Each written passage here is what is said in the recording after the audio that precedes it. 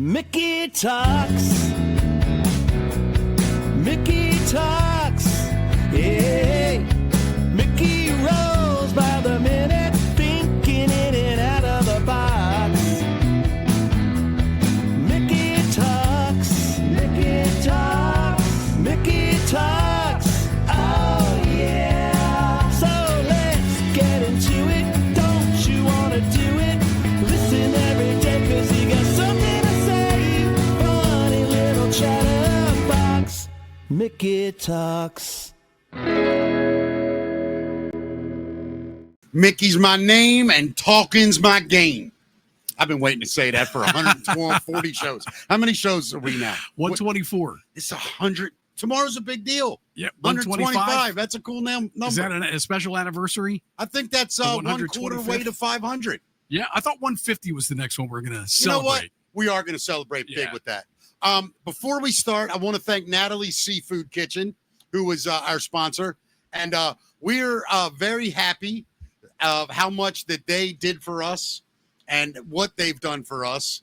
And this Friday, we're going to end our podcast season live, our live summer podcast season. Yeah. Ends this Friday. It's been a great way to spend the Friday nights during the summer, man. I hope next summer they have us back. If not, we'll maybe find somewhere else to do it, Lunacy or something. Yeah, I mean, I've enjoyed the beautiful tiki deck they have. Oh, the it's killer incredible entertainment they have every single week. And, of course, the delicious food. The food's second to none, my friend. Amazing. Anyway, so thank you so much, Natalie's Seafood Kitchen. You're just amazing people, and you did us such a solid getting us off the ground. Thank you for an amazing summer, and we wish you nothing but the best. We will be there for our final appearance this Friday, so if you're out that way, stop by and say hello. And, we should mention that is going to be the place to go watch football. They've got their tiki tailgate happening every game there. They've got sound during the game, pre-show entertainment, bands like Crushing Day. I know they've had drink specials, food. Awesome. It's going to be a great place for football.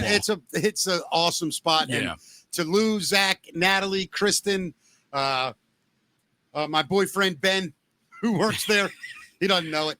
I think he does know it. Yeah. Anyway, love all those people. Yeah. And so sincerely, on behalf of Mickey Talks, Natalie's Seafood Kitchen, thank you so much for an amazing summer. And we wish you nothing but continued success. Yeah, we appreciate you. Thank you. All right, buddy. So tonight, big shows. As soon as we're done, I got to head up to, what is that, Edgewood? For Club 66. Club 66, yeah. The Never, what was that? Basically, Ronnie Zebron, Lee Townsend, Timmy Steele, Spike Settles. It's going to be a special night. Oh, it's going to be absolutely amazing and incredibly awesome to watch. Wish I could go, man. I'm doing the morning show tomorrow morning. But you're a giant vagina, wouldn't be and good. You won't. Did you do that when you were a morning show host? Dude, listen to me. I used to do stand-up Thursday, Friday, Saturday, every week, and did the morning show. Dude, I can't function. I'm a baby. I mean, literally luckily can't function. Bipolar. I got to get at least manic helps sometimes. If I don't get 6 hours, I'm done. As I've gotten older, I'm realizing the importance of sleep. Yeah. And realizing how it is when you don't sleep. So I'm much better. It factors in so much for your mental health. Oh my God. Sure. And physical health. Let's be real. Yeah. Anyway, so excited to go up there. Want to announce remind everyone next weekend, October 3rd and 4th, Hammer Jokes Comedy Club at the Bowman Restaurant opens. I could not be more excited. Drove by your sign on the way home from the show yesterday. Scary, man. Looks great, man. Yeah. We put it up. Oh, yeah, cool. Yeah. Really excited about it. And a lot of work to do in the next 2 weeks, buddy. And we talked before the show. And how you doing, man? I'm good. You got tickets available for the show, right? Where do people go to get tickets if they want to buy them? The best place to go is either my Facebook page. Scroll down. Sorry, live. Bless you. You're gonna leave it on me, you dick, while I'm sneezing? Couldn't put the camera on you? That's good TV, man. Crap. That is good TV. I'm gonna freeze one of those frames for Wait a till little bit one later. of your testicles falls out again. I'm putting you right on the camera. What was the question? I don't know. Oh, tickets. Please go to hammerjokescomedy.com. Hammerjokescomedy.com. Yeah, okay. Hammer HAMMERJOKESCOMEDY. Right. Everything's spelled right. We got to start linking that. I will put that up while we're talking. Got it. So yeah, and tickets are at the very top right-hand corner of the page, or I think on the mobile app, it's at the very, very bottom. It's weird. Yeah. But yeah, I'm really so psyched. I'm this. incredibly excited for Are you. you going to be able to come out one of those nights? I would love to. Yeah. Okay, well, loving to and doing it. Yeah. Well, that's my birthday weekend. First of all, I know it is. But I'll be out there. If you can, bro. Of course. Yeah. Of course. So yeah, man, I'm excited. And you're doing good. Yeah, I'm hanging in there, man. How about you? All right, man. Put the camera on you a second. How you doing, Matt? I'm doing great, man. How have you been? I've been pretty good. He switches it. He's such a penis. All right, let's get to the show. Ladies and gentlemen, very excited. Saw this gentleman play many times. He is a true the guy people talk about in town. Yeah. When it comes to dealing with guitars. Absolutely. This guy can play, fix, build, whatever you need. And you see him on big stages at festivals everywhere. He is the guitar player for the Kelly Bell Band. And he's got another band called Veer. We're going to talk about that. Yeah. But, however, joining us, this is your radio guy. Go ahead. Yeah, ladies and gentlemen, Mr. Ryan Fowler from Ryan Fowler's Guitar Experience, the Kelly Bell Band, and Veer. How you doing, buddy? I'm doing good, man. How are you guys? We're great, man. Things this is are going so much good. fun. Yeah, thanks for having me. I've been, I got to be honest. I've been listening to both of you guys for, I wouldn't say most of my life. I don't want to make you guys feel that goddamn old, but Dick, it's been a while. Like I was thinking about on the way over here. I'm like, yeah, I used to listen to Mickey like when I had like one of my first jobs. You were on. Yeah. I don't remember if it was a morning or afternoon. Matt, it's always been local music, like Noise in the Basement, all that stuff. So yeah, I've been listening to you guys forever. I'm so excited to be here. I believe 1996 There we go. will mark 30 years since I did Kirk, Mark, and Lopez. But 10 and years. that's when I came aboard. I'm sorry. Rock. Yeah. 9 years before. No, I'm sorry. 6 years before that. Yeah. I had gone on with Russ Motla for a while. Right. So wow. literally, this is 25 and 45 years. Yeah. No, 35. However it works. 40. It's radio math. That's how it 40 works, years that I've basically been around 98 Rock. Yeah, and it's incredible, man. talking to crazy. people in town. It's a huge part of both our lives. Yeah, Well, it's amazing. And what's funny about it too is like I was also thinking about how much it touches like different parts of the community, the culture around, Baltimore and beyond, because obviously you guys aren't just doing stuff around Baltimore. It's kind of crazy. Like we were talking at work about like every guy that works for me, I don't know, probably for years, every one of those band did like a Noise in the Basement show back in the day. Yeah, that's and amazing, then, man. And then the same thing with the comedy thing. Like there's such a connection. Like, I mean, we don't need to start name dropping here right in the beginning of the show. Of course, right. But, obviously you've worked with all these like legendary comedians over the years and all this stuff. Yeah, it's so cool, man. It's awesome. And Ryan, please continue talking about how great me and Matt are. No, I am. I'm just going to, this is how it's going to go. I'm just going to kiss y'all's ass for the next 25 minutes. Listen. Mickey, you look so pretty. You're so pretty, Mickey. You're so pretty. You got 51 minutes. Continue. No, listen, buddy, I'm going to give you a compliment right off the bat. I remember, I'm a very novice guitar player. I'm a rhythm guy. It's my favorite thing in the world to do. I'm a much better drummer than guitar player, but I swear playing rhythm guitar with a band, I don't want to be a lead player, never have, too much work, just looking cool and hitting power chords. It's like that 3 chords. It's all I've ever wanted to do. So I have, guitars, and whenever I've had something, Ross Tyree from Crushing Day is amazing. He does a lot of stuff. But I've heard your name 20 times. Oh, somebody awesome. I'll say, hey, who do I do?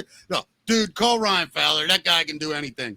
How did you get into basically becoming like a guitar guy in every aspect?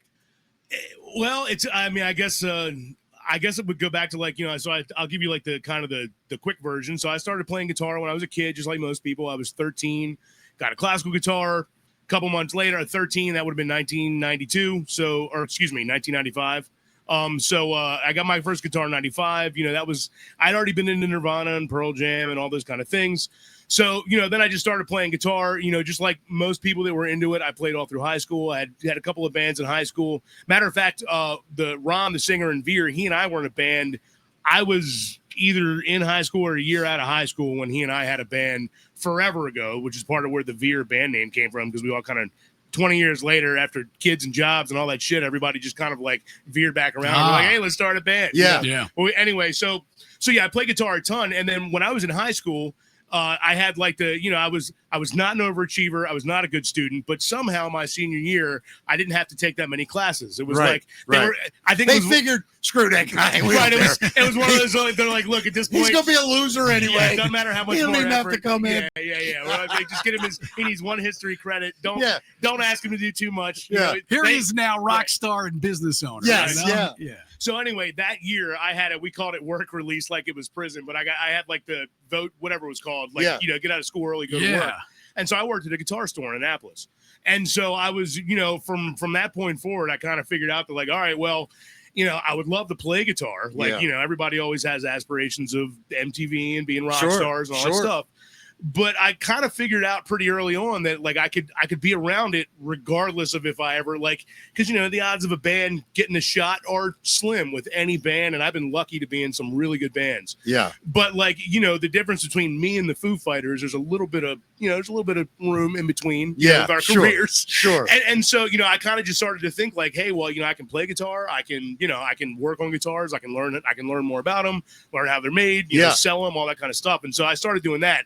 And so here we are now. Like, I've been in the guitar business. That would have been 97. I've been in the guitar business for 25 years. How old are you, bro? I'm 43. Wow. I mean, that's amazing. So basically at 18, went into business, man. Yeah, more or less. I mean, I worked for somebody else. So I worked for that place for 3 years. And I worked for, I used to say a big national chain. I worked for Guitar Center for a long time. So I worked for them for 14 years. Yeah. And that was pretty cool because it was, I got to see like the first, the first period of like time that I worked there, it was like this really aggressive. I got to see what a big, hungry corporation felt like.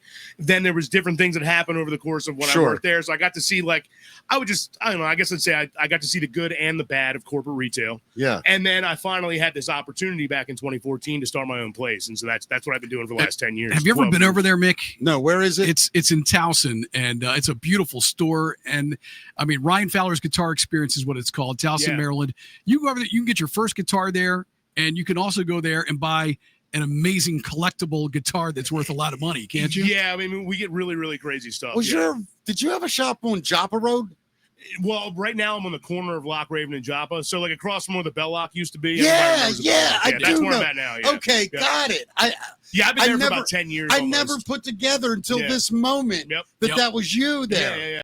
Yep. Oh, that's awesome. You're so close. Yeah, so that's me. So, yeah, we're in there. And like, are Matt people allowed to come in and just sit down and bother you? Oh, yeah, man. Yeah, people can come in all day long. That's what I mean. I tell everybody to come in. Like, it's kind of funny because, like, working at Guitar Center, we've all seen all the memes of what Guitar Center on Saturday or any music stores. It's this guy's got Stairway to Heaven and this guy's playing Green Day and this guy's out of tune and this guy's playing drums.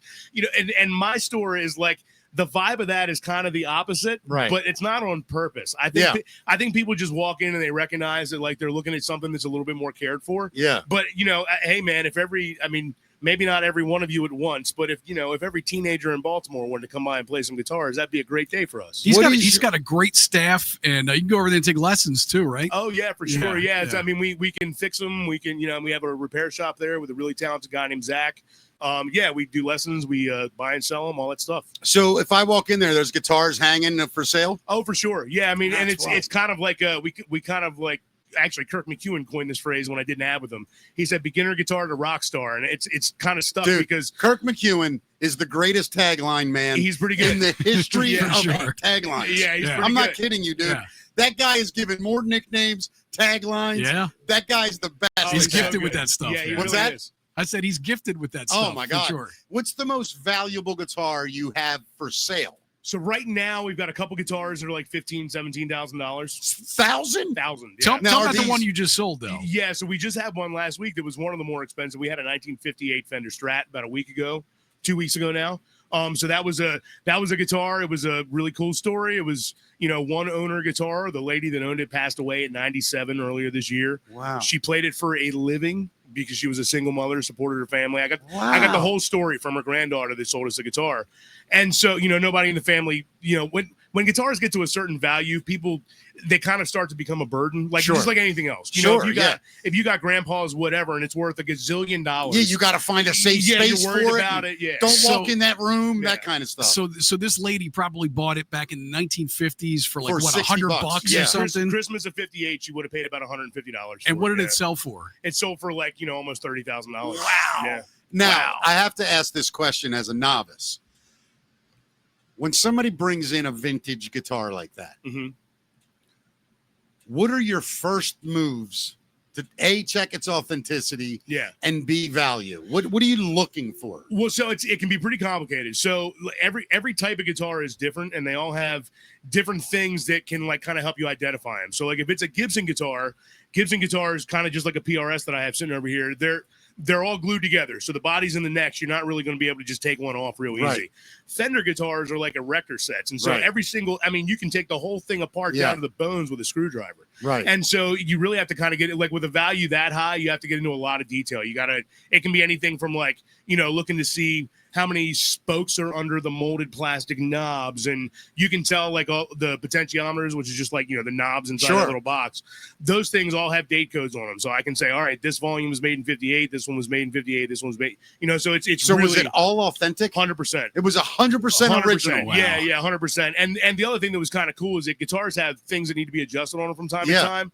You're supposed to do it. Not everybody does. And so when we took the neck off of this one to adjust the neck, they make this crack because they would spray finish over top of that part. Yeah. And it made the crack 2 weeks ago that it should have made in 1958. And so it was me and the repair guy are like, holy crap, I don't think anybody's ever tried to even turn this before. Sheesh. Holy crap. Now are the actual screws important and things like that? Or it kind of, so the short answer is yes. Every single thing is in the pickup mounts and stuff. All that stuff. Yeah, it's all that matters. And so if it's got and let's be honest, a screw is it's a half a penny part. Right.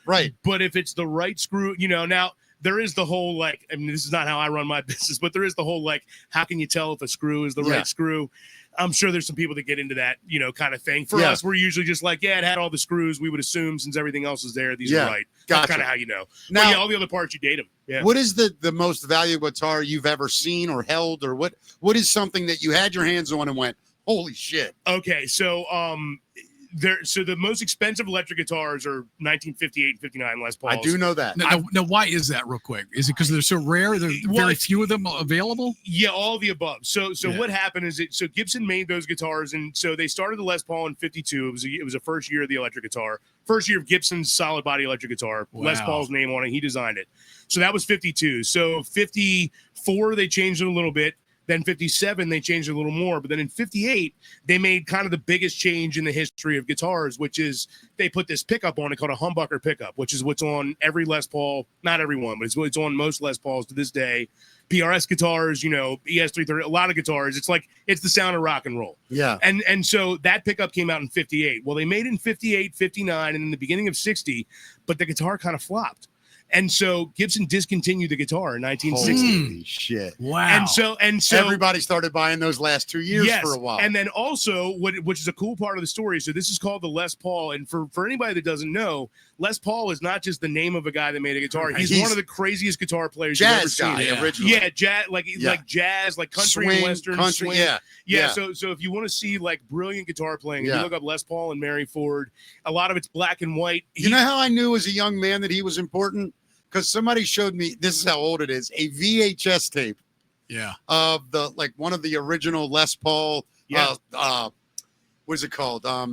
Where all those guys would come together, like his birthday or something. They would have like a jams. birthday bash. Yeah. It literally was like Jeff Beck, Eric Clapton, Eddie Van Halen. Really? And I'm like, who's this old dude? Yeah. Everybody's coming out. It was unreal. Did he start? Am I right? Did he start as a bass player though? I don't know if that's true or not. So he was, I know he was definitely a recording engineer. Though. Yeah, like another big part of him is that he innovated. He's in the World Inventor Hall of Fame. And all when that David stuff, Letterman, David Letterman said, "Why does your guitars sound different than other guitars?" And he said point blank, "I was a sound engineer, and I wanted a certain tone and quality to what I was recording." And I figured I'll just build my own or design it. He's a legend. Well, so everything that we do now, like you're multi-tracking over there with different feeds and stuff. Les Paul invented multi-track recording.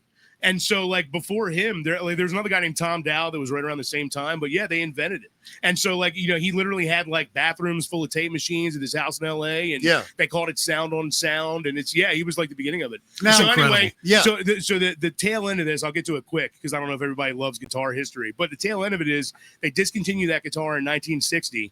They came out with the SG, which is what Angus Young from AC/DC plays. As a little guy, that's a great guitar for me because of the neck. Well, so in 1960, that was called the Les Paul. That was the new Les Paul. Wow. But Les Paul didn't like it. So they took his name off of it in 61. And then a couple years later, guys like Clapton, Jeff Beck, Peter Green, they all started playing these, Billy Gibbons too, these burst Les Pauls. Jimmy Page. Yeah. Well, Jimmy Page, he was a telly on the first couple. You're right. But yeah, I mean, obviously the picture is the Les Paul. Yeah. But yeah, all those guys, that happened, the guitar was 6 or 7 years discontinued when that happened. So they started becoming these, they got traded and this and that. And the values are, these days they can be worth $500,000.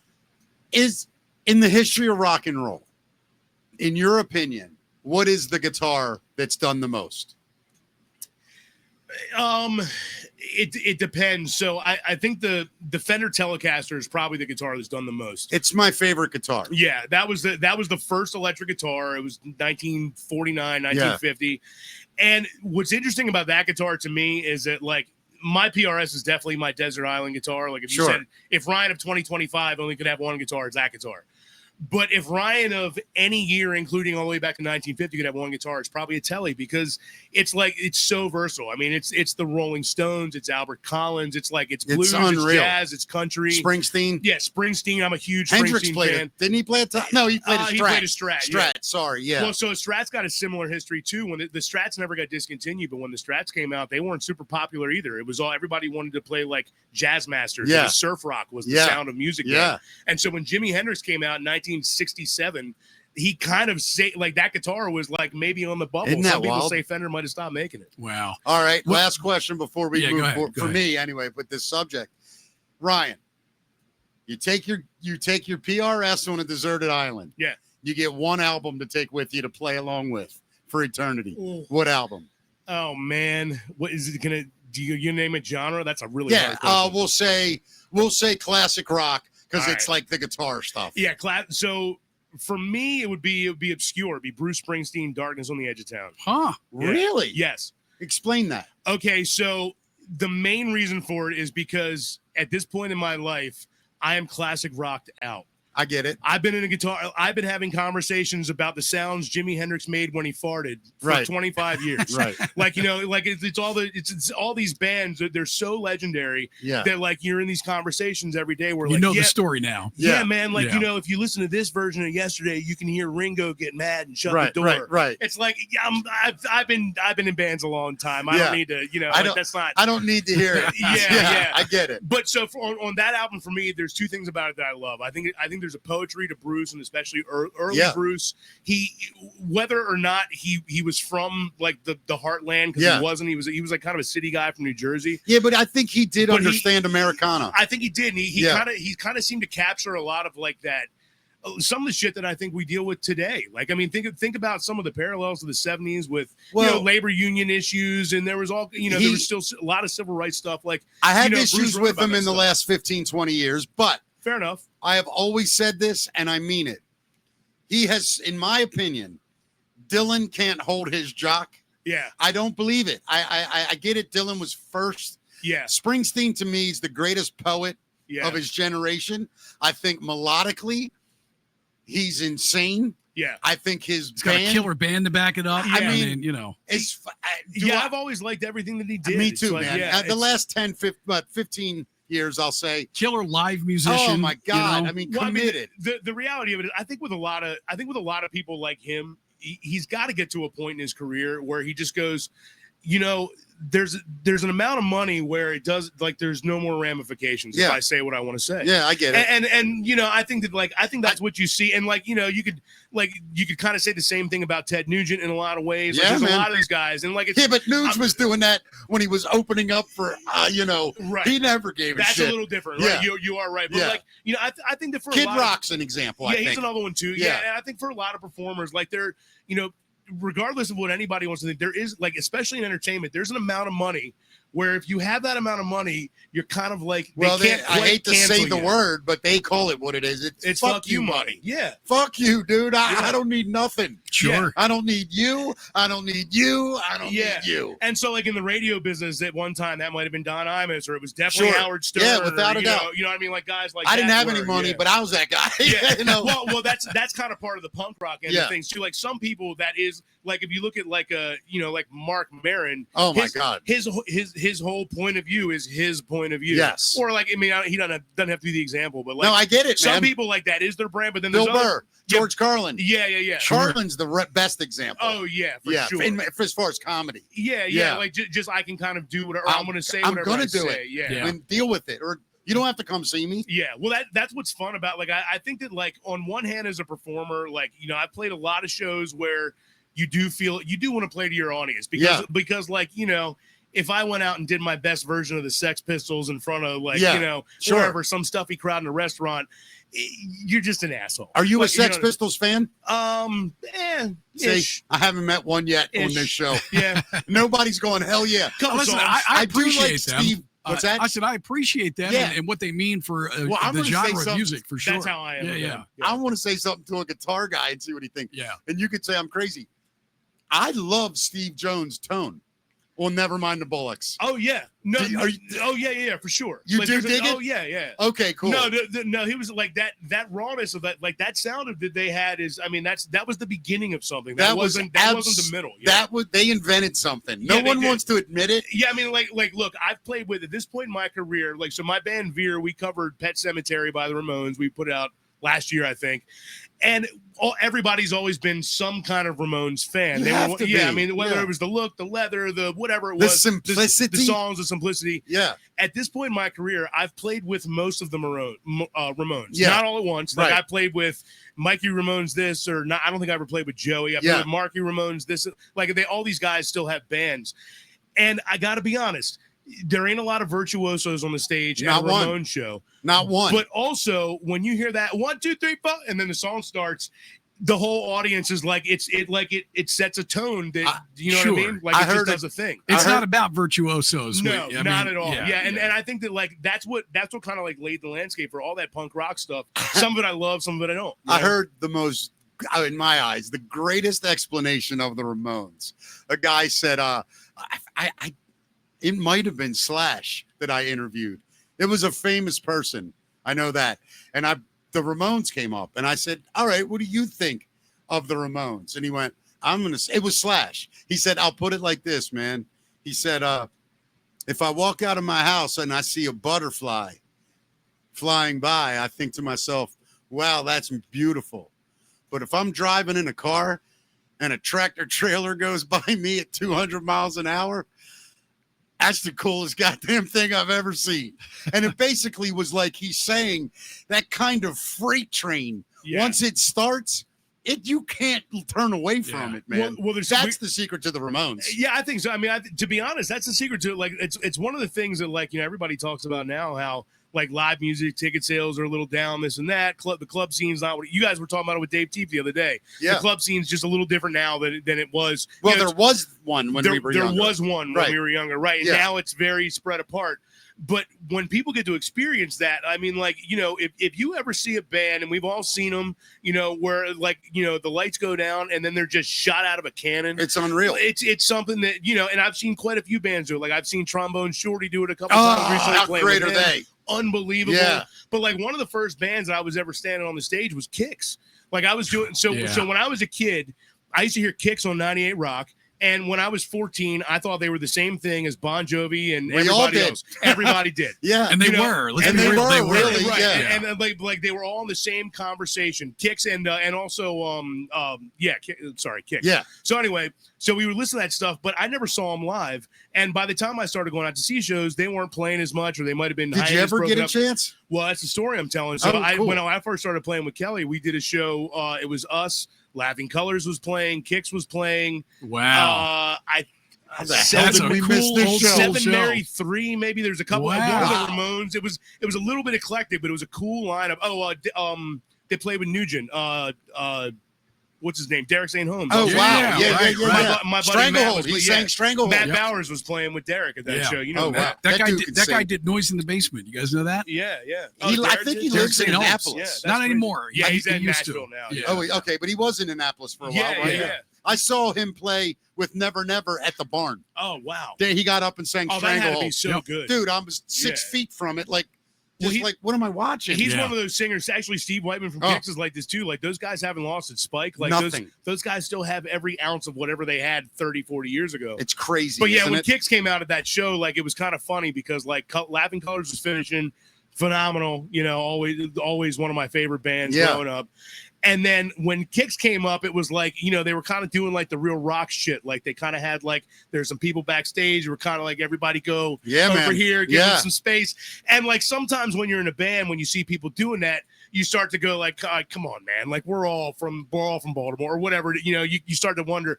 But, you know, everybody's cool. They're being nice. You're doing, hey, guys, give us some room. The band's about to come, you know, stuff, that kind of stuff. Yeah. So the whole stage went black. The whole festival's black. There's probably 20,000 or 20,000 people at this thing. And they walked up, set up, and you just hear the clicks. And it was like 1, 2, 100. Yeah. And like the lights went on. Steve ran to the front of the stage. I think like it felt like bombs went off. Yeah. Like it was just like nuts. And when I saw it from the backstage on stage perspective, I went, yeah, they weren't doing rock star shit at all. They were just playing rock and roll back here. Yeah. Like they had to get the stage clear because you can't do that if you got half the guys from the last band bullshitting and talking to the drummer or whatever. Yeah. You know, and so it was awesome to watch. Like the greatest. You know, it was like a production. Not like it was a production. My only wish for this show, and I say that, I mean, I have a lot of wishes, but one, I would kill to have Donnie Purnell on this show. Yeah. And I don't want I probably or Steve. I would love to have Steve on the show too. Of course. Yeah. I'm saying though, like Donnie doesn't talk to anyone. Yeah, neither does Steve anymore, right. I don't think. And I know. And I don't blame them. Yeah. I mean, they did it for 50 years, right. man. They're And they were retired the essentially. best. Yeah. But to just sit with Donnie Purnell, just to tell him, I know how much of that was you. And you did happen to have the greatest cast of characters with you to do it. But knowing the inside of it, that guy was really smart and a great songwriter and a great, like you explained, the show. Yeah. That's what that band was. And I don't know everything. I don't. But from the outside, that seemed to be all him. Yeah. Forcing that. And driving that. Like I unfortunately, I mean, I've met a few of those guys like in passing at a couple shows. Their drummer came up and hang out with us. Like KBB was playing. Yeah. It was like super random. Like, you know, you ever like one of those weird random places and like somebody that like kind of knows you is from your town, just like, hey, I'm here too. Yeah. It was one of those, like the drummer from Kicks was hanging out with us at a show one time in West Virginia. But otherwise, I never really hung out with too many of those guys. Like I never got to meet. I mean, I know Kelly knows Steve pretty well. I think. Well, Steve's the greatest human being you'll ever meet. Yeah, I love the dude. The most humble, funny, nice, kind, talented, wonderful human. For sure. I'm so glad to watch his podcast now. Oh, I love it. Yeah, if anybody hasn't seen that yet, it's so I didn't know entertaining. he even did dude, they get high. Him and his buddy. Well, they don't actually. That's the funny part of it. Yeah. It's just a funny name. It's just a funny name. Yeah, nice. You're right. But some of the stories, Yeah. and just Steve's such a great storyteller. Yeah. Anyway, enough about Kicks. Yeah, the stories and shit really are a lot. I mean, that is kind of a lot of. So, how do you enjoy playing with Kelly Bell, that kind of show band? What is that like? You know, I've been playing with Kelly for 17 years now, and I mean, he's he'll be my brother until the day we die, Of man. course, I love that guy. How did you guys hook up? So it's actually, I'll tell you a funny story. This is my origin story with Kelly. So Ryan might be the best guest we've ever had. We've said 9 words. I know. You're amazing, bro. Go. I talk way too much. Love it. So anyway, So I hear that Ira was leaving Kelly's band. I tell Kelly this now just to make him feel like he's fucking old. Sure. But I'll say like, yeah, man, the first time I saw your band was like I was like 16, and Kelly'd be like, shut the, So I love just mentioning that. Of so course. You're welcome, Kelly. Yeah. But anyway, Kelly's as old as the rest of his band combined. No, he's not. He ain't that kidding. old. I think He looks the same as he always did, though. He He does look exactly the same as he always. As he says, black don't crack. So anyway, I was obviously, how could you not be aware of the Kelly Bell Band? I'm from Annapolis. They're from Baltimore. Jimmy Chicken Shack, Jaw Works, all these bands, Colors. Yeah. I idolized all of them when I was like in high school. And so, in any case, I found out Ira was leaving, and I also found, and I got to be honest, like this is not I don't mean to brag, but every time I ever watched Kelly's band, I would just go like, this band is in my wheelhouse. Yeah. And not only is the band in my wheelhouse, it's more in different wheelhouses than most single bands are. Oh, hands because down. Because at the time that I started playing, like I was really, really deep into blues when I was like in my early 20s. And then I kind of got away from it. I started doing film score. I started playing more rock, and I always played rock from when I was a kid. Sure. So like I started just kind of leaning into other genres. But like when the Kelly Bell Band thing kind of came up, I was like, these guys play funk, they play rock. Kelly it's incredible. You guys know him. He loves Slipknot just as much as he loves Bobby Bland. Absolutely. And so I found out that like I could go audition for the band. It was Jack from the Almighty Senators, the bass player. Yeah. So Jack and I were working together at Guitar Center, and Jack says, hey, Kelly's looking for somebody. Kelly came in, said, hey, I'm looking for somebody one day. It was kind of on the DL because that's how those things go. And he said, if you're interested, learn some songs and we'll have you come out. And so I learned some songs, and I like walking into his basement. I'll never forget because I told Kelly this afterwards. I was like, dude, I kind of just like felt like I wanted to see if you guys were fun to hang out with because I knew I was going to get this gig. I was like, I played these songs. I know I'm going to smash these songs when I come through. And you had such a blues background, I guess. Yeah, I mean, this is like, it. and like I've always prided myself in having a little bit of a vocabulary in blues. Sure, I can kind of spell out a lot of different ones not more so than everybody. John Mayer's still. There's tiers to this. He really is that great. He's special. That's weird. That dude's weird. You ever seen him do the different players? Oh, that dude. When he does the bends. Oh yeah, I've done some of that stuff too. But like when I watched him do that, I kind of stopped doing it. Like I used to do a gimmick where I used to play with this harmonica player, and he would say like it was really to this guy Tony who was playing guitar. But he would do it to me too. He'd say like, Tony, play me B.B. King, Albert King, Bob. Like he would just like name all these different. And like this guy Tony went to Berkeley. He'd studied all these dudes, and so like he could do all of them. That's wild. So but in any case, I went and I auditioned with Kelly, and then I got into the band, and it was like at the last second I was kind of on the fence because there's like our schedule's busy now, but it was nuts back then. Right. Like there was 150 shows booked, for that first year I was in the band. And so I was at work and I was kind of on the fence. And again, do you guys know Jack at all? Jack Denning from the Senators? Oh yeah. You know how Jack just has that like super funny, like slow delivery monotone. Dude, he's hilarious. All right. So I was at work and Jack knew I was on the fence, and Jack goes like, we're doing whatever. And he goes like, hey man, are you going to take that gig with Kelly? And I was like, I don't know. It's a big commitment, blah, blah, blah, blah, blah. And Jack just goes, yeah, bro, it would like suck to play a bunch of shows and have a ton of time. Sometimes you need that dude in your life, don't you? Yeah. And all so right, hold on, Ryan. God, I'm having so much fun. It's already 20 up. Let's do a little news, Matt. Let's do a little news. Brought to us by I'm sorry, Ryan. We just got to do some business. An incredible guest so far, man. News brought to us by Coffee Balam. CoffeeBalam.com. Go there. The world's best coffee. It made Matt Davis a coffee drinker when he swore he would never drink coffee. I didn't like coffee until they gave me samples of theirs, and then I was like, this is pretty good. And then I started doing morning shows, and now it's part of my regular morning thing. CoffeeBalam.com. Mention Mickey Talks to get 10% off. All right, here it is, ladies and gentlemen, our version of the news and what we like to call tomorrow's morning prep for the rest of the world. That's the facts, Matt. Yesterday we were talking about how the Rapture had been proposed for either today or tomorrow. We're still okay so far for today, but did you know that some people are really taking this seriously. There were, if you don't know, a South African pastor recently said that the rapture should arrive either today or tomorrow. Yeah. Noting he had a vision from the rapture was coming. You know, I think anybody that the Lord didn't want to be I was going to say, Matt, close. I like a guy that when he talks to God, he comes back and he goes, God's narrowed it down. Look, he's got a busy schedule, man. Yeah, God's busy. He's going to try to get to it Tuesday or Wednesday. Right. He said, be ready. He loves you. Start praying. Good luck. So, it's just ridiculous. So there's people who are taking this really seriously, man. Some are even quitting their jobs, and others are selling their cars, which I'm not sure I get. Good Lord. I feel like that's like the 12th rapture I think I've lived through. Yeah, we went through them yesterday. Remember all the lunatics? Yeah, This is the end. I started with, what was it? The Mayan calendar, I remember. Right. Y2K. Yep. Heaven's Gate. Oh. Remember them? I forgot about that one. San Diego, I think. Something like that. And they all cut their balls off and laid in bed and died. By the way, if I got to go into a cult and die, that's fine. But my balls will be kept on. That's all. I have a no ball removal policy. What are you going to wear to the rapture?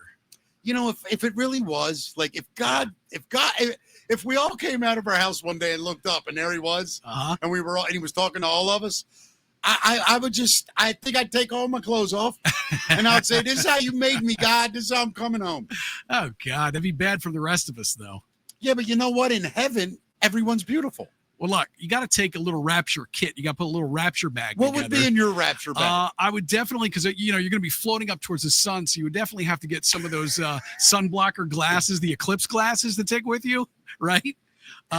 Probably a bottle. You would want to take a bottle of water. How Matt is describing the physicality of it, the actual ascension he's worried about. It's all he's. I feel like he's packing like his kid's first day at school. Like he's got a bottle of water. You can have a box of raisins. Look, you got to take some snacks because it's probably going to be a long line. Right. So I would take some snacks in my rapture bag. Coke Zero. Coke Zeros. We don't want to be hangry when we get to St. Peter. No.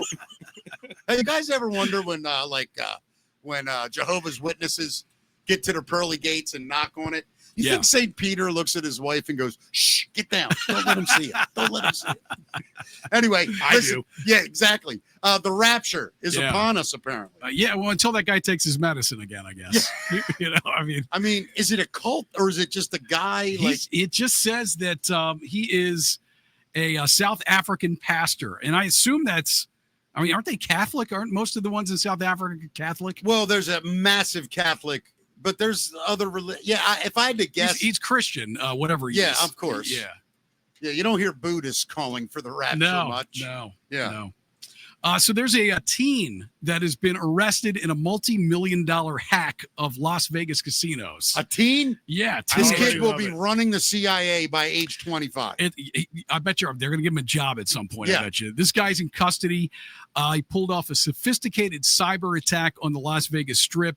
It happened in 2023. And what he did was he used LinkedIn to impersonate an MGM Grand employee in a call with the company's IT department, requested a password reset, and then gained access to MGM's internal systems about 10 minutes later. Oh, I was in Vegas when that shit happened. Are you serious? Oh, yeah. I've gone to Vegas every year for the last 10 years. October of 2023, it was a shit show. Wow. Like none of the cards worked.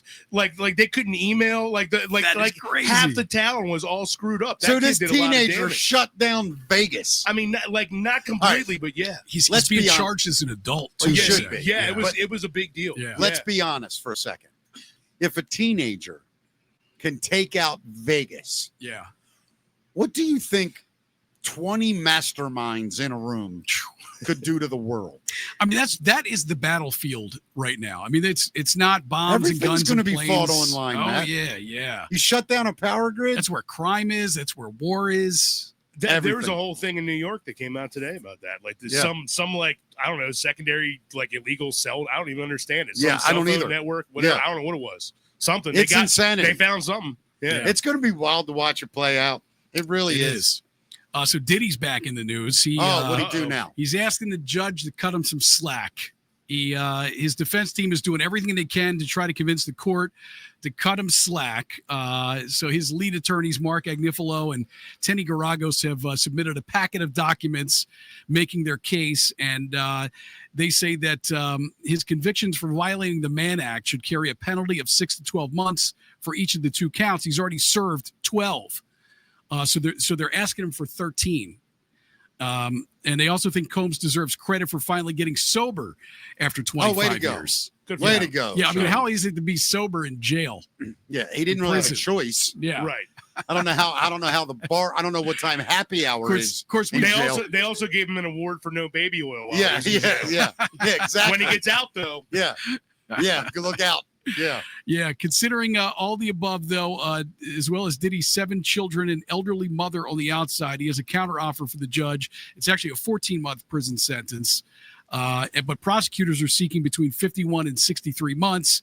And it's also worth noting that he faces a max penalty of 20 years behind bars. I think he's going to serve 3.5 years.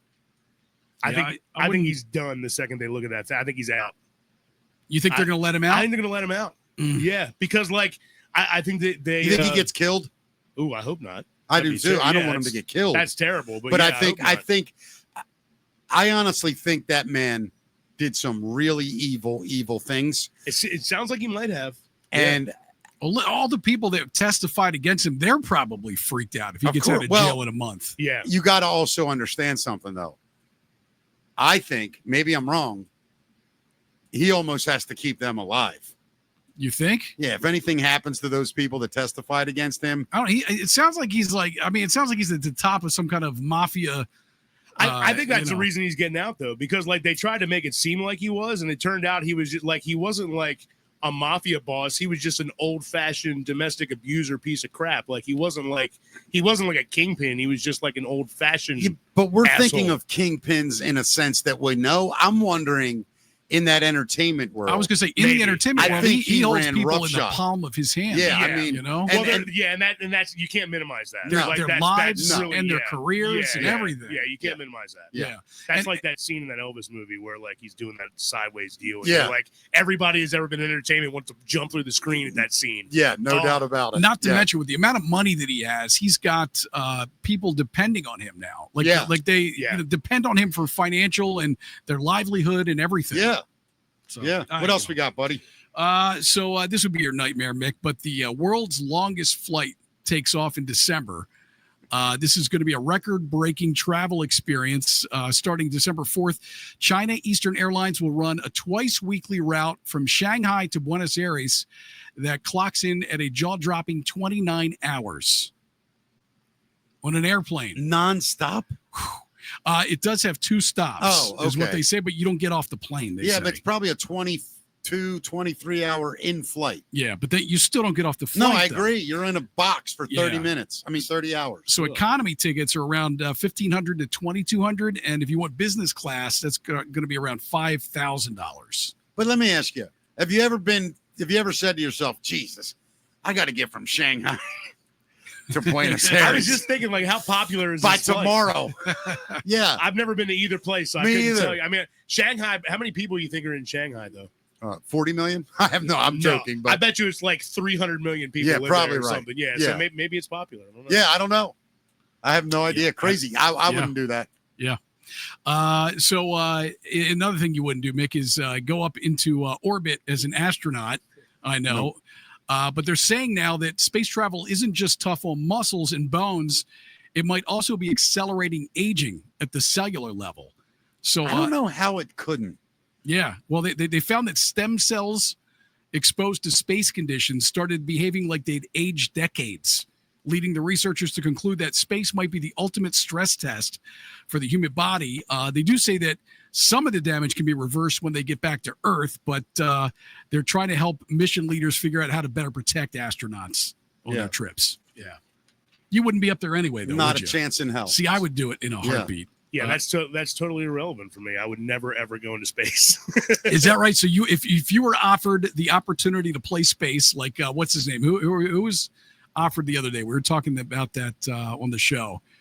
It's Ed Sheeran. Ed Sheeran was offered a chance to play in outer space. No, not going to happen. Not a chance. Here's why. Yeah. If you said, Ryan, do you want to sail on a boat to England today, 2025? No problem. Yeah. 250 years ago when they first started doing it, or however many years. No Columbus. Because then they're like, hey, like about 150 of us are going to go, but like 80 of us are going to die before we get there. Right. Yeah. Well, that's essentially what Ed Sheeran said. He said, I'm going to wait till about 40,000 people have done this, and then I'm going to go up. But you don't want to be the guinea pig. Yeah, I'm not guinea pigging anything. You know what? I think I would guinea pig it, man. I really do. I mean, it would be pretty badass. Yeah. But insane it would be. No. So we got a Florida woman story. I'm ready. Could have done this yesterday with Ronnie Zebron here. I know. It was a silly confrontation, Mick. Police in Clearwater, Florida, arrested a woman following a bizarre incident involving silly string. According to investigators, 48-year-old Crystal Watts, she allegedly sprayed a man identified as 33-year-old Jesse Hammock with the colorful party product during a confrontation at a bar Thursday night. And when the silly string ran out, she wasn't done. She threw the can at his face, hitting him in the forehead, causing a cut. Still unclear what sparked the confrontation. Watts was arrested and charged with battery. What are you going to do when a woman hits you in the face with silly string, man? What can you do? I have a question. Do you call the cops? With silly string? Yeah. No, you know what I do? Did she hit you in the head with the bottle? If she hit me in the head with the I thought she just sprayed his. She did, and then when it ran out, she threw it at his forehead and hit him. Yeah, cut his forehead. I'm not answering this question. What I would do? I'm not answering it. Yeah, I'm not. You've got a knife sitting next to you, so I don't know what your deal is over here today. He really does. I was just getting ready to bring up OJ. That's for his grapefruit. Oh, yeah, it's for my grapefruit. Oh, nice. Yeah. I've never eaten a grapefruit. Don't let me lie to you. Uh-huh. So there's a woman who's trying to get her brother to reconsider naming his kid. And what he wants to name his kid is Brisket. The father said he came up with it while smoking meat. He told everyone at Sunday dinner that if it's a boy, they wanted to name him Brisket, just like the barbecue dish. And he said at first we all thought he was joking, but no, he doubled down, saying it's a strong, masculine, unforgettable name. Brisket. Nothing here. Yeah, I couldn't name my son. I would be like me calling my son Rigatoni. Yeah. Just like your mama cooked a brisket in her smoker belly for 9 months. Right? You marinated for 9 months for my little brisket baby. For some reason, I have this image of the guy like taking like a brisket like barbecue sauce brush with lotion while she like yeah. Sit down, baby. We got to put lotion on your belly. Yeah. I mean, people name some worse stuff. We talked about that the other day. Yeah. No, the woman who woke up and saw the no smoking sign in the hospital and named their kid Nosmo King. My favorite is Orangelo and Lamangelo. Oh, yeah, right. Orange Jello and Lemon Jello. A friend of mine worked at a hospital, and she worked like where the where the parents have to name the baby. Whatever that part is. There was a couple that they were from another country, named their kid Shahid. What is it? Shahid. Shahid. Shithid. Oh my God. I was like, did you explain to them what that means here? And she was like, it was like some family name, whatever. Yeah, like you got to go with it. Name. Yeah. I don't know if you guys have ever met my cousin Dickie. He's a cool dude. Yeah. So finally, guys, people are freaking out about a new video that's making its way around the internet. Some people are angry about the video, which features a news report about the NYPD's controversial new Stop and Kiss program. This, of course, is an Onion video that people didn't realize. Which allows officers to kiss anyone who they think looks suspicious, has been the subject of criticism from those who say it's a violation of privacy and a potential breach of constitutional rights. Throwing my stuff on the ground, kissing me on my neck and face. They push me up against the wall and start nibbling on my ear. Every time I go out and I see a cop, I'm ready for him to come up, ask me questions, and give me a little kiss, just because, the color of my skin. Let's take a look at a disturbing cell phone video that's been making the rounds on the internet. Stop! Put your hands on your head. Oh, come on, man. They just kissed me 2 blocks ago. Come on, man. I didn't do anything. Shut the f*** up and let me kiss you. This is happening every day. But some argue this is just the unfortunate reality we live in. Tighter security at airports, sporting events, kiss points in Washington, D.C. Commissioner Kelly said, quote, "This is what post 9/11 police work looks like. Honestly, if we could kiss everyone in New York City, we would. We just don't have the manpower." Pause. The policy. Every time I go out, Is this real? No. A lot of people did think it was real. Oh my God! But it's an Onion story that is hilarious. The police It's well done. Kiss, stop and kiss rule. It's unreal. What would you do if a cop kissed you? I don't know, man. That's a violation of your rights, Mick. It's crazy, right? It's I mean, nuts. Stop if and a kiss. cop license and registration. A little weird. I don't know if I'm flipping out and filing a lawsuit. All right, buddy, up against the wall. Right. All right, put your hands behind your back. We're moving a little too fast, officer. I don't do that after a kiss. I'm going to need tongue and some fondling. Right. At least 3 drinks before you get on to the next page. Yeah, no doubt. All right, let's do Matt's Music Minute. And this one is brought to you by Hammer Jokes. Opens October 3rd and 4th. Please, for the love of everything, buy a ticket. I need this to work. Please come out October 3rd and 4th. Hammer Jokes located right on Hartford Road, right in Kearney, underneath the Bowman Restaurant. Going to be a great time. It's myself, The old Tracy Pete Comedy Eibner, Club. the old Tracy's, Sully's. Myself, Pete Eibner, Mike Turpin. Please make the trip. Here it is, ladies and gentlemen, Matt's Music Minute, as we are joined by guitar great Ryan Fowler from the Kelly Bell Band and Veer, which is how we're going to end the show today. All right, so we talked about the Foo Fighters. They were here in our area in D.C. over the weekend, and Toad's Place in New Haven surprised rock fans with a last-minute announcement of a Foo Fighters show, offering first-come, first-served tickets to only 900 lucky fans for tonight. So thousands rushed to get in line for tickets, with some even leaving work early to secure their spot. Tickets were limited to 2 per person, and strict measures were in place to prevent scalping, requiring ID for purchase and entry to the show.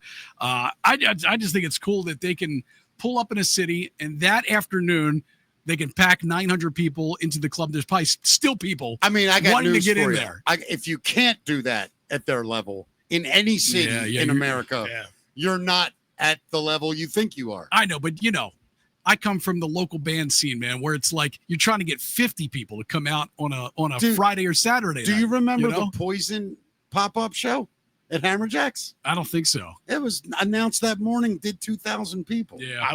I missed a Prince pop-up show in 930 Club wow. one time back in the day. I saw him. We were leaving. Someone said Prince is getting ready to come in and play a show, and it was just, I wasn't necessarily into Prince at that point in my life. I was like 14 or something, 15, whatever I was.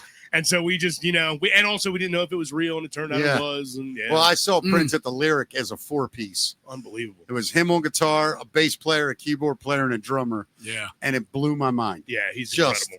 Yep. What do you think of him as a guitar player? He's one of the greatest of all time. Right? Yeah, greatest of all time. He just plays everything, though, man. Yeah, but dude, like if you've never seen the solo in While My Guitar Gently Weeps at the Rock and Roll Hall of Fame, look at George Harrison's son's face, look at Jeff Lynne's, look at Tom Petty's, and I forget who else is up there, and they just stand in awe of him. You know why he did that solo, right? No.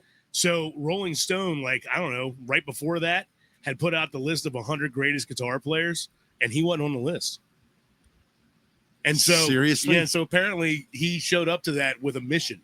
And he won. Yeah. Wow. Yeah, it's probably the greatest solo that's ever been played. That's a trip. You really think that's that close? Yeah, I think the greatest. He's up there, man. Yeah, I do too, man. I'm just, from a guitar player, to me, that's amazing to hear. Yeah, he's never in those lists. If you think about it, he's really never in those lists. Why would he be? Yeah. Well, it's because he's 37 other things. Yeah. Like, you know what I mean? Like he might be the greatest frontman too. Sure. He's without a doubt in the top 10 drummers. Yeah. If you've ever seen him play drums. Yeah. Songwriter. Yeah. Songwriting. He plays everything though. Yeah, he's literally. ridiculous. It's crazy. He's in rare company. You listen to the first Prince album, it's just like when you listen to the first Lenny Kravitz album. It's all him. You're listening to one guy. Yeah, one person. What didn't Grohl play No, everything so- on the first yeah, album? yeah, first Foo First Fighters. Foo Fighters, same Yeah, thing. yeah, that's impressive, man. Yep. Yeah. So the new trailer dropped for the Ozzy documentary called Ozzy No Escape From Now, The Note. And this thing looks awesome. I don't know if you've seen it. It's set for release on October 7th via Paramount. 2-hour film. It captures the health battles Ozzy faced after a near-death fall in 2019, his return to the stage for his final performance, and the making of his last 2 albums. This was obviously originally not intended as a posthumous film, but we're gonna get to see it October 7th. Paramount Plus is where it's going to be. That's awesome. Yeah, I'm in. Yep. Yeah, hell yeah. One of my all-time favorites. Straight to streaming. Yeah. So we can't have Never Never open for the premiere. Yeah, that would be cool, wouldn't it? Yeah.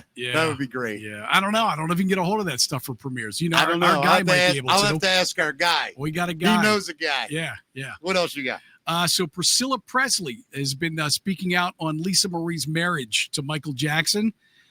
In her upcoming memoir, Softly As I Leave You, Life After Elvis, Priscilla said she was appalled by the marriage. She wrote, I know in my bones that Michael wasn't marrying Lisa Marie. He was marrying the Presley dynasty. Yeah. She also called the King of Pop a manipulative man and said he actively avoided her while at family gatherings. Lisa Marie and Michael's marriage took place in 1994 and lasted for 2 years. Her memoir, Priscilla's memoir, is available now, though. You know, I have to say this for fear of sounding anything other than sincerely admiring Michael Jackson as a musician, but I do believe he was a weird, mentally ill man. I seems like it. Yeah, and he had a crazy life, man. No, I mean, just a crazy. From the time you're life. 5 years old, you're famous. Yeah, and well, not only that, you've got essentially an abusive parent who That's is what I mean. Whipping you into shape. Yeah, and telling you and your brothers you have to sleep outside if you don't get these, and they meant it. Yeah, like just crazy shit. Mm-hmm. And it worked. Also, is it really like the funny angle here too? Though is it really like is it a stretch that the guy's mother-in-law didn't like him? No, not one bit. You know what I mean? I mean, look, the only thing bigger than Michael Jackson was Elvis, and I think that got in his head. And I think he thought, if I can merge these two, I'm in the company of Elvis. I'm going to be the king of pop and be with the daughter the of king of rock. King of rock. Yeah. Together we're rock pop. We're rock pop. King and princess. Yeah. I feel sorry for the guy, but Yeah, it's so complicated with him. Anybody that buys the bones of the Elephant Man and doesn't put it in a museum, right? Whatever. You each their own. Yeah. Anyone that has an amusement park in their backyard and a pet monkey. I will say this though. If I get that kind of money, if I ever do, I'm gonna have some crazy shit at my house. You know what I will have? I'll have the coolest go-kart track ever built. Yeah. And it'll be the size. Cool. It'll be the size. It'll be like a complete, like half version of like the Daytona 500. All right. Well, like I see your track and I raise you. I would have a miniature steam engine train that would go around my property. What are you, Steve Martin and the Jerk? What is that point for?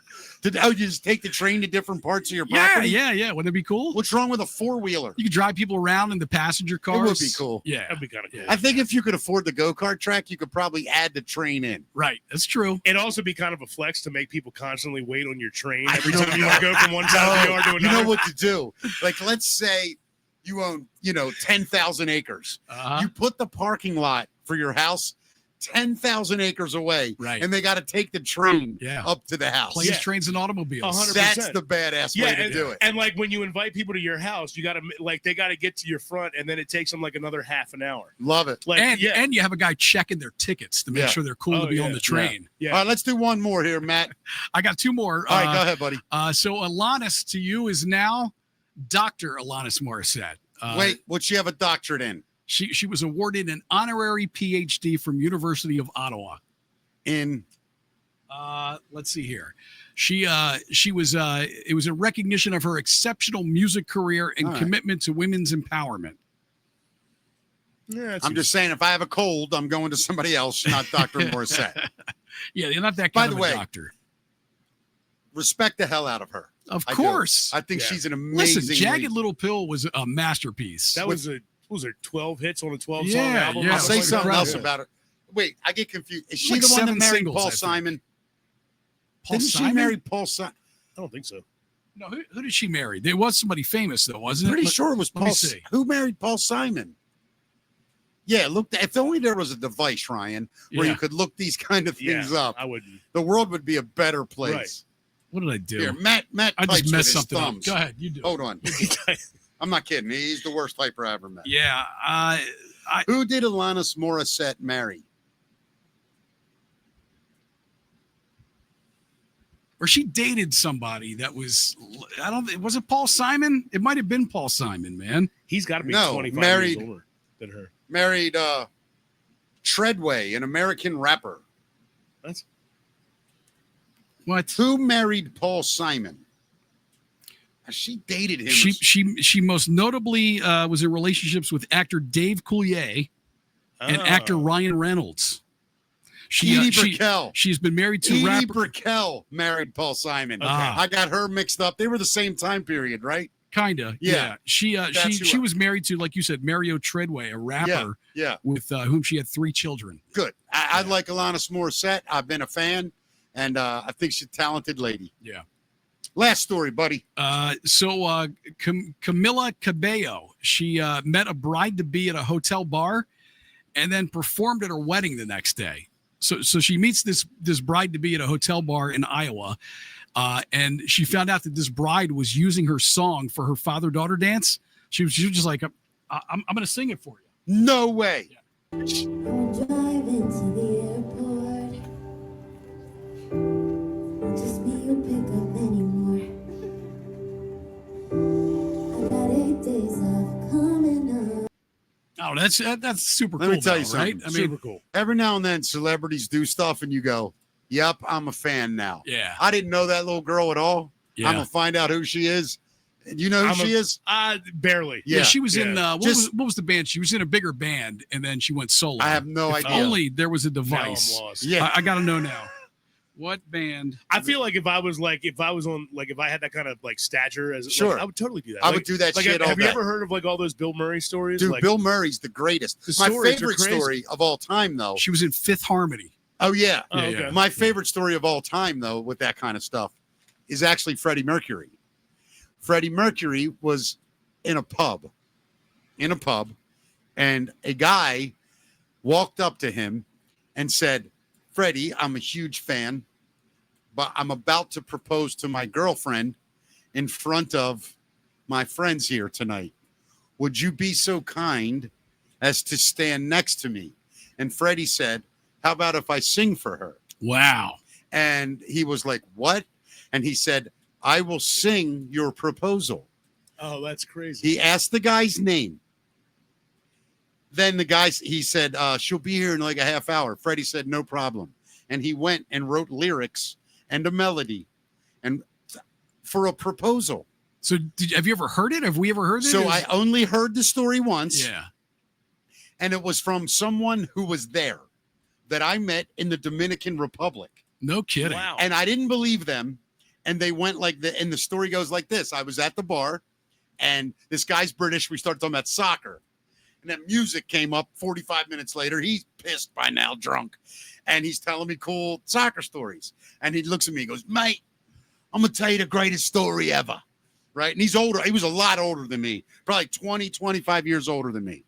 And he says, "My buddy and I were in a pub." And he tells the whole story. And at the end, I go, "You're full of shit, blah, blah, blah." He takes out his phone, calls this number. Guy goes, "Hello." Hello, darling. Yeah, he goes, "Yeah, it's Freddie." He goes, "Hello." And this guy goes, "Mate, greatest story we ever witnessed. Greatest thing we've ever witnessed."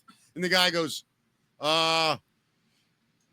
"Liverpool not winning the title for so many years." He goes, "Second greatest thing." And he goes, "Mercury singing that proposal song." Wow. And my whole body went, "Oh, like, are you kidding me?" That's a trip. He man. wrote us, and then he gave the guy, signed the lyrics, and gave it to the guy Crazy. as a wedding present. Yeah, That's unbelievable. So that's a badass story right there. for man. sure. Yeah. That's and pretty involved too. have you ever had a celebrity do anything cool for you? Cuba Gooding Jr. bought me and Kelly shots on tour one time. Is that yeah, cool? that was super cool. Hell yeah. Yeah, it was super cool. We didn't even know he was there. We were playing this like we were playing with G Love and Special Sauce. we got to the show and they told us a dude from 21 Pilots was there. Yeah. So like they asked another us, talented little freak. Yeah, they asked us if this guy could also like open the show. Yeah. But it would eat into our time, and we're like, we're in the Hamptons. Yes. Yeah. You guys are famous. Yeah. That's not what we said. We were thinking it. And so anyway, they me and Kelly did a rock solid 4 or 5 songs to open this show up, and then we went and sat down to eat something, and Shots came over, and Cuba Gooding Jr. was right there. He was hammered, partying. He was good for him. He was having a good time. Matt, you ever had a celebrity do anything cool for you? Probably a lot of little things, but one of the most memorable for me was just really a conversation, and it was Slash at the Shindig show for Nutty Rock. I mean, it was the two of us. Yeah. We weren't on the air. We weren't doing an interview, anything like that. He hung out and talked. It had to be 20 minutes that he and I just sat there and talked. Yeah, it's amazing. Just a down to earth guy, man. It's surreal. I've had. I think the coolest thing that ever happened was a phone call I got. I don't know if I've ever told this story. So was it from Chad Kroeger from Nickelback? No. When I was working at Hammerjacks. Yeah. I don't know if I should screw it. Cyndi Lauper was going to play. And she needed something. I don't know what it was. I can't remember. But I knew where I could get it. So I didn't say a word. And it's like 4 p.m. Got my car. It was downtown. I went over, got what she needed, brought it back, and I walked in. And I just said, I literally called her Mrs. Lauper. I was like, Miss Lauper. And she's like, with that voice and everything. Oh, my God, Cindy. And I go, I got you that thing. And she was like her eyes got huge. Her tour manager looked at me and she was like, what did you give her? I don't want to say.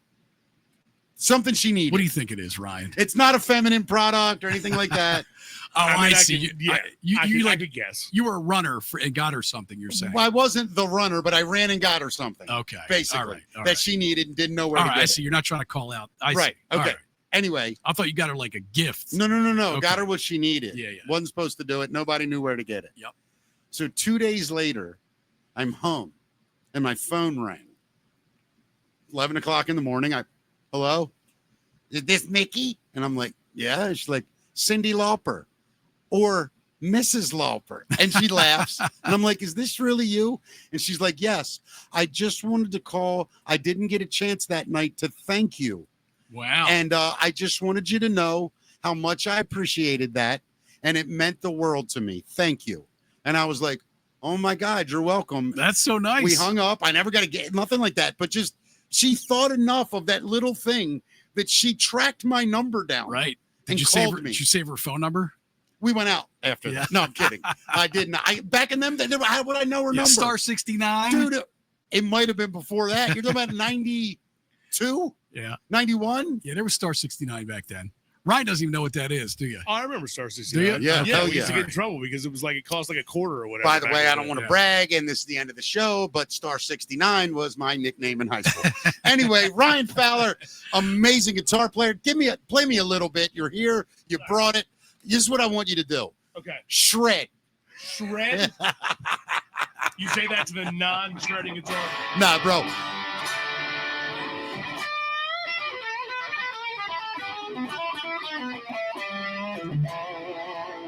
Now, is that a blues riff?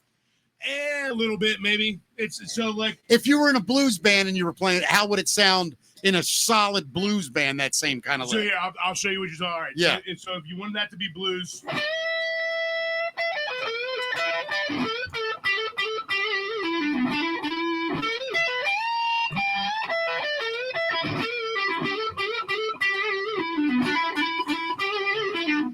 Versus if it's like a rock riff, you just kind of brighten it up and you.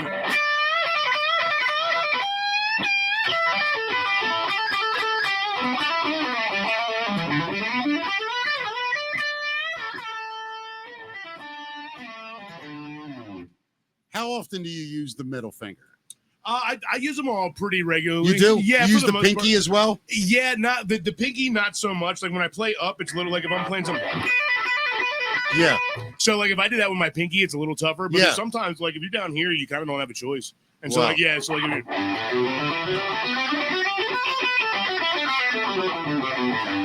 Yeah, so like you gotta that spread them just- out a little bit. If you showed me that exact thing you just did, how long would it take me to play it like that? If I have, no, I'm serious. If I have basic chord changing ability, it wouldn't take you long. It would take me a Well, very sincerely. long time. So number one, all I played was a major scale. Yeah. So like if you play a major scale, you wait. Yeah. So you can play it like that, but I just played it like kind of adventure.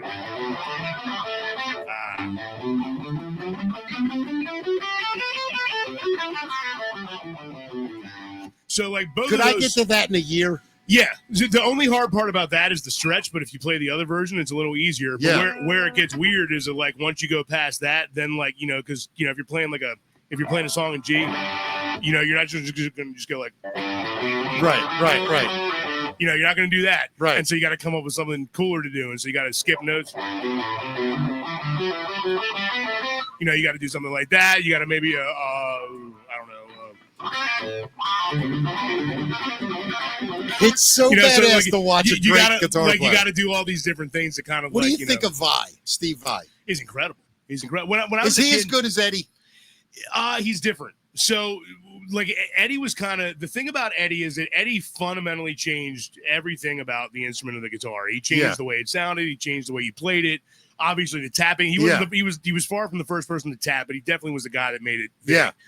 And but with Steve Vai, Steve Vai kind of like perfected that and then took it to another level. Yeah. And so like my knock on Steve Vai when I was younger and kind of more ignorant of it was that I thought he was kind of a robot. Yeah. And so I guess as a sloppy guitar player, and I was like, oh, that guy sounds like a robot. I don't, don't sound like a robot. Yeah. But then when you see the guy play, or when you hear some of his work, still say he's that unbelievable. I mean, you talk about the Zappa stuff, which is incredible. Oh, man. But I'm not gonna lie. That Eat 'Em and Smile album of David Lee Roth, It's the best Van Halen album. I mean, I hate to say that. I'm with you, dude. I'm with you. That It's record- the best Van Halen album ever done. It's Really? nuts, Dude. Yeah, it's Steve. I mean, Vai. Have you ever heard- dug into of it? Of course, yeah. Dude, Tobacco I don't Road? know. Yeah, man, it's Oh really my good. God, Shy Boy. Yeah, like it's like I think for me, like Van Halen fans are funny because some people really like the more like Jump or Panama, the real kind of hit songs. Yeah. But a lot of people really like that kind of earlier B-sidey stuff because that's when they were all just kind of Mean ripping. Streets and stuff. Stuff like that. Yeah. And so if that's what you're into, Take that Your David- Whiskey Home. Well, because the funny thing about that David Lee Roth album is that I don't know what song would have been the hit on that album, but none of them were hits like Panama or Jump. Yankee Rose was pretty Yankee big. Rose, I guess, was pretty big. Yeah, that was pretty big. Yeah, it but was a that's huge just because song. he was a big tabloid star. At All that right, point, too, Ryan though. Fowler, I'm saying it right now. You got to come back. Yeah, All right, we'll come back. look, real quick, Dude, you're a great guest, brother. We got Yeah. Veer giving us a comment Yeah. here. We didn't forget about Veer. Ha ha ha ha. Ryan is also in a band called Veer. Has a new album out right now called is it Hunger Strike? Is the name of the album? Yeah, Hunger Strike's our new single. The little thing in the bottom corner. That other album over there is our new album. Hey, Matt, do we have audio? Yeah, we've got With the that music video, right? video of Hunger Strike. Let's play a little end bit the show of that. with that. Let's Oh, end awesome. it. Let's let it play out with that. We've never done that can before. We do that? Yeah, and then you just hit end when we're done. No. I just meant, Oh. are we going to get dinged for playing a whole song like that? Yeah, we will. So I forgot. We'll play a clip. Let's play a clip of it. So this is a music video you did covering Temple of the Dog's Hunger Strike, which is it's one of the greatest all-time songs ever favorite written. albums. I'm with man. you, I dude. love that album. Yeah, so we whenever you cover a song, there's always that question of like, do you mess with it or do you not mess with it? Yeah. And if you listen to our version of Pet Sematary, we messed with it a lot. We really liked it. This is one of those songs we decided to kind of like play it close so you guys can listen. Let's check it out. And what club was this shot in, man? Record Theater, I think. Oh, is that right? Is Yeah, that what is the video is a record? Yeah. Okay. Yeah. All right, let's check it out. Veer doing Hunger Strike here. That's Anthony from the Reagan Years. Oh, yeah, that guy's a great He's a singer. monster singer. Oh, my yeah. God. He reminds me of like a Broadway dude. He really does, yeah. I don't mind stealing bread from I can see the record now, mouths of for sure. decadence.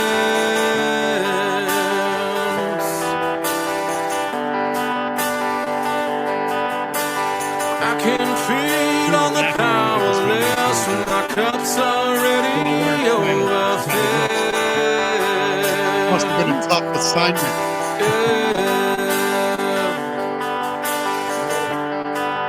But it's on the table, the fire's cooking. Who's doing the Cornell parts? That's Anthony. So yeah, this is the Cornell part. And it's on the table, the mouths are This is the better. This is the better part. No, this is better.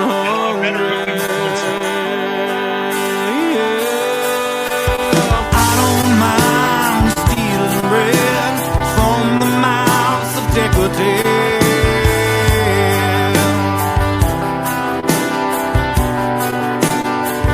But I can feed on the powerless when my cup's already overfilled. I'm just worried about playing too much of it. You know what I mean?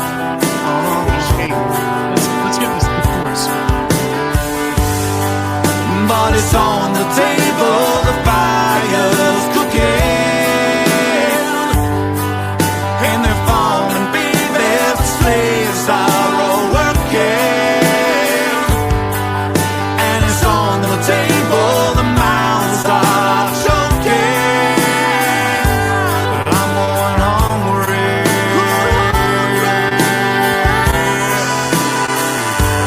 I'm going hungry. We gotta stop right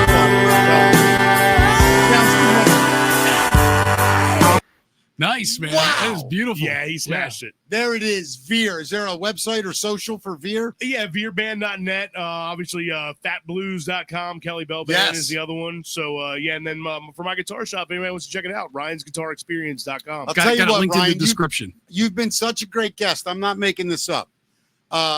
Your guitar shop is going to be our official sponsor all next week. We're just Sounds giving awesome, it to you. man. Yeah. That sounds awesome. For real, dude. You Wow. were a phenomenal guest. Oh, thank you so much, If man. you got a commercial or something you can send us, we'll do it up for you, bro. I'll hook it up. This has Love been a it. great Dude, show for me super and Matt. fun. both. For Yeah. sure. Well, Yeah. thank you guys for having me. Yeah, I would love to come anytime. You're know, coming anytime back, you guys dude. want, This I'll come was back so out. much fun. Yeah, Real this quick is fun. before you go, what are the next shows for Kelly Bell? The next show for Kelly Bell, and the next show for Veer. So Veer is in Virginia on Friday we were talking about it earlier. I can't remember the name of the club. But It's yeah, down in Winchester, I think. you yeah, said. down in Winchester on Friday, and then Veer's also at Called Classic in October. For Kelly Bell Band has, let's see, Kelly's doing a podcast on the 26th. No, hold on. I've got the whole calendar. So we've got, looks like on the 2nd of October, we've got the Oyster Recovery Partnership, which is the B&O Railroad Museum. It's a pretty cool gig. Oh, nice. That's a wild room, man. Yeah, dude. that's a fun little spot. We're doing the Apple Butter Festival Butter Festival. The annual Butthole Festival. Yeah, the Butthole Festival, whatever I just called it. Apple Butter Festival. That's in West Virginia, and then Cat's Eye in Baltimore. It's a family event. Hey, October Matt, 11th, we got to get in on that Butthole Festival. the big thing. Bring the They're whole real popular. family. Ryan Fowler, what a great guest, Thank great you, guitar Ryan. player, and a true gentleman. Thank you so much, my friend, Thank for you, doing man. the show. All right, everybody. We will. Oh, tomorrow. Tomorrow. What's tomorrow? Tomorrow's Wednesday, right? You're off. Well, am I off, or are we doing a show early tomorrow? We never talked about What do you it. want to do? Let's make the decision It's right up to now. you. Really, it's up to you. You want to go live at noon? Can I go live at noon? Let's figure that out. Well, we'll make an kind of announcement. need to let the audience Well, know. I know, but we got to make it. We'll put it out on social. You non-committal son It's of not a that I'm bitch. not being non-committal. I really got to think about timing with everything, because I'm doing a morning show tomorrow. Do you have to nap? Is that what you're? No, I don't nap. I won't nap. That'll mess So up. what my time you done the little morning schedule. show? Well, I got to get ready for this show too. So there's a lot of work that'll go into coming in here.